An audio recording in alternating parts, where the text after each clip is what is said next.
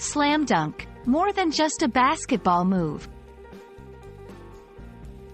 Hello, dear learners. Today, we're diving into a popular English phrase, slam dunk. Not only is it used in sports, but it's also a part of everyday conversations.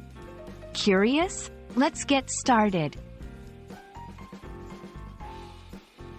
Slam dunk originated from the world of basketball.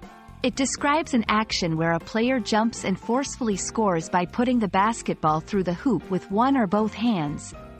Imagine someone leaping, ball in hand, and then slamming it down into the basket. It's an exciting, almost guaranteed scoring move. In everyday language, slam dunk has taken on a figurative meaning. When someone says something is a slam dunk, they mean it's a sure thing or a guaranteed success. For example, if someone says, "Getting that job should be a slam dunk for you," they're expressing confidence that you'll easily secure the job. To help you understand better, here are some examples. 1. With your qualifications, passing that exam should be a slam dunk.